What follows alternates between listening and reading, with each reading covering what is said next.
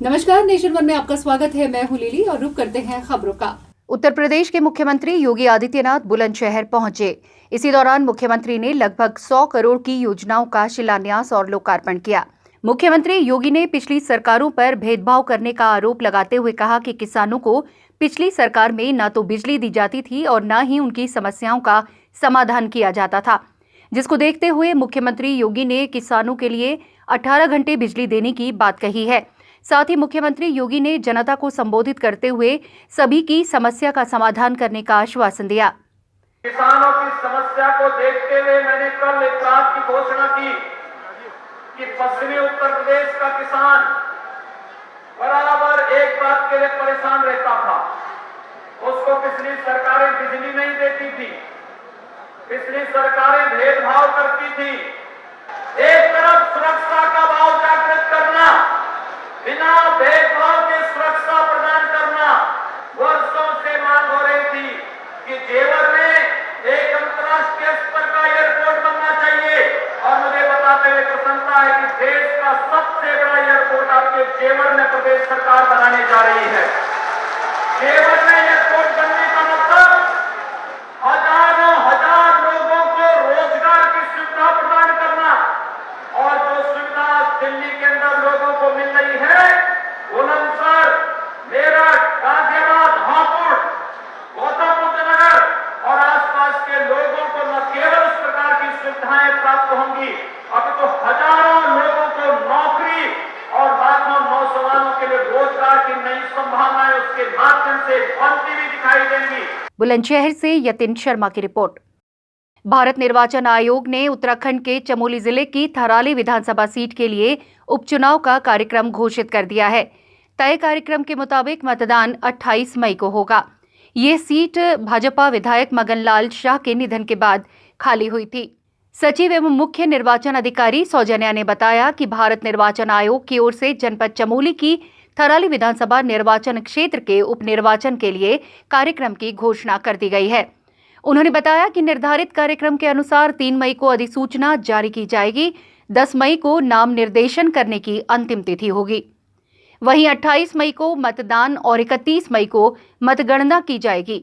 साथ ही उन्होंने बताया कि भारत निर्वाचन आयोग के निर्देशों के अनुसार जनपद चमोली में तत्काल प्रभाव से आदर्श आचार संहिता प्रभावी हो गई है। कल ही चुनाव डिक्लेयर हुआ है। हम लोगों की तैयारी यद्यपि पहले से थी। हमने वहाँ पर अपने बूथ स्तर के कार्यकर्ताओं को एक्टिवेट पहले ही कर दिया था और बूथ की पूरी तरह से एक किस्म से रेखी कर ली थी कि बूथ कार्यरत है या नहीं है, फंक्शन में है या नहीं है, इस तरह से उसको भी देख लिया। रैली में जो डेट ऑफ नोटिफिकेशन है वो 3 को होगा, शुरू होगा नॉमिनेशन से। 10 तारीख तक लास्ट डेट है नॉमिनेशन के लिए और 11 तारीख को आपका स्क्रूटिनी होगा उसका, और 14 तारीख तक उसका विड्रॉल हो सकता है, कोई विड्रॉल करना चाहे तो।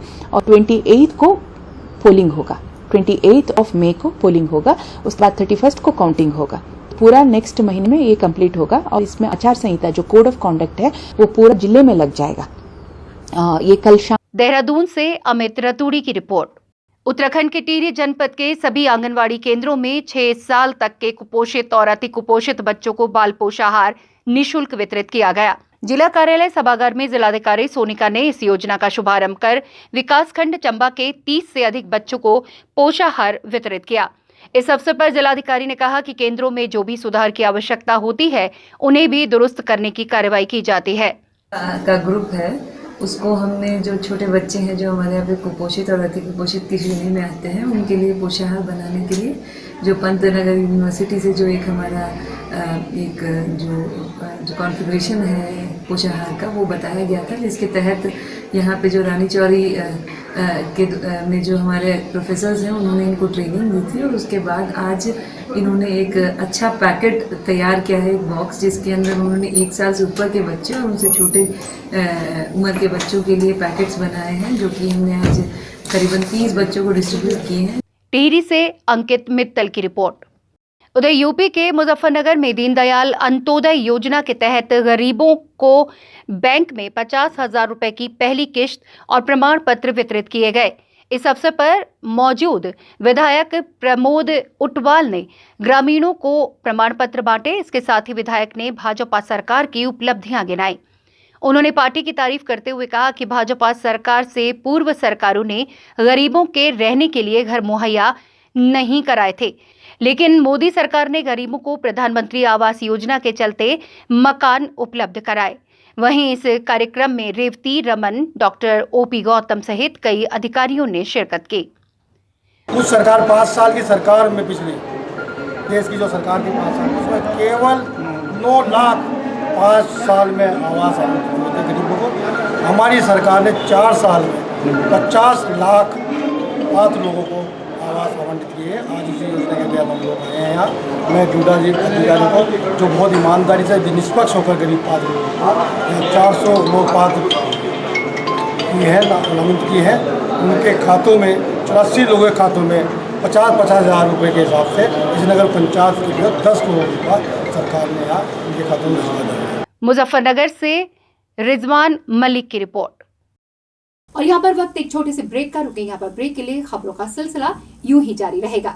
हाँ, मैं मांगलिक हूँ और मैं 30 साल की होने जा रही थी। Then I found mangliks.com, शादी योग्य मांगलिक लड़के लड़कियों की एक अकेली जेन्युइन वेबसाइट। इसमें है 1 लाख से ज्यादा मांगलिक प्रोफाइल्स और रजिस्टर करना फ्री और एकदम आसान। अब अपना मांगलिक लाइफ पार्टनर सर्च करें, मैच करें और mangliks.com पर पाएं अपना मनपसंद जीवन साथी।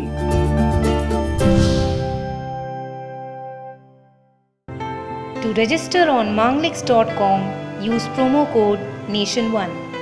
ब्रेक के बाद एक बार फिर आपका स्वागत है। रुक करते हैं अगली खबर का।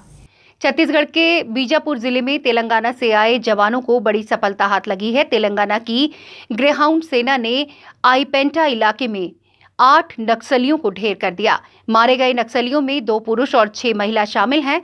आपको बता दें कि नक्सलियों की तलाश में जवान छत्तीसगढ़ की सीमा में 15 किलोमीटर भीतर तक आ गए थे। वहीं नक्सलियों से मुठभेड़ के दौरान 3 जवान भी घायल हो गए।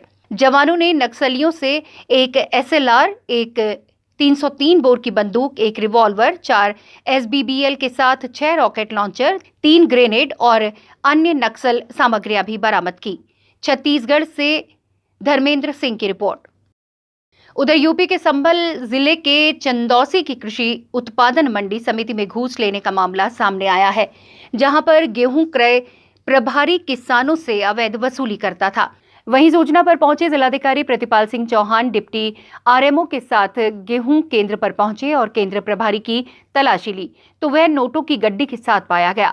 वहीं अब पुलिस ने गेहूं केंद्र प्रभारी के खिलाफ भ्रष्टाचार अधिनियम में मुकदमा दर्ज कर लिया है। कल दोपहर में कृषकों को द्वारा शिकायत मिली मंडी से चंदौसी में कि सेंटर इंचार्ज नेफेड का उदयवीर वो कृषकों से अनुचित धन की मांग कर रहा है। मैं और मेरे साथ डिप्टी RMO हम लोग जांच को पहुंचे और मौके पर उसकी जेब से वाकई में पैसे लेते हुए बरामद भी हुआ और पैसे भी वापस दिलाए गए किसान के और उसके खिलाफ एंटी करप्शन का मुकदमा भी दर्ज किया गया। चंदौसी से सद्दाम हुसैन की रिपोर्ट। यूपी के फतेहपुर जिले के सदर कोतवाली क्षेत्र के कटरा अब्दुल गनी मोहल्ले में बने टॉकीज में उस वक्त हंगामा हो गया जब टॉकीज में बीजेपी नेता और जिला पंचायत प्रतिनिधि कब्जा करने गए। साथ ही टॉकीज में घुसकर जमकर तोड़फोड़ हुई। वहीं मौके पर पहुंची पुलिस टॉकीज मालिक को थाने ले आई। हैरानी की बात यह है कि जिस दौरान मीडिया कर्मी अपनी कवरेज कर रहे थे उसी दौरान दरोगा जी भड़क गए और मीडिया कर्मियों से अभद्र भाषा का प्रयोग करने लगे। वहीं इस मामले में पुलिस का कोई भी अधिकारी कैमरे में कुछ भी बोलने से मना कर रहा है। झूठा आरोप है। पंडित जी ने 2003 के बाद इनके पास कोई अधिकार नहीं है। छाया देवी से इन्होंने किराएदारी लिखवाई थी। 2003 के बाद अभी तक कोई रिन्यूअल नहीं है। ये कतिपय फर्जी कागज तैयार करके वहाँ पे क्लेम कर रहे हैं। छाया देवी ने इसको पूरी होल रजिस्ट्री कर दी है 2013 में। इसके बाद इन्होंने उनकी शादीशुदा लड़कियों से सिर्फ 61 वर्ग मीटर की रजिस्ट्री की है। हमको अपनी प्रॉपर्टी में 1000 वर्ग मीटर की प्रॉपर्टी पे जो उसका होल एरिया है उसका हमारे पास कोर्ट से स्थगन आदेश भी प्राप्त है, उसकी कॉपी हम दिए दे रहे हैं आप। मूल कारण ये है कि आज की तारीख में अभय प्रताप सिंह उर्फ पप्पू सिंह खागा जो कि आपराधिक प्रवृत्ति के हैं, उनके खिलाफ दर्जों मुकदमे पंजीकृत हैं। उन्होंने जबरन सिनेमा हॉल में आकर उन्होंने फर्जी रजिस्ट्री कराकर और फर्जी तरीके से आकर वहाँ के हमारे कर्मचारियों को मारा, लूटपाट किया, तोड़फोड़ किया। मैं अपने घर में था, कम से कम 100-150 आदमी अनवरत असलहा लेकर आके वहाँ पे किए।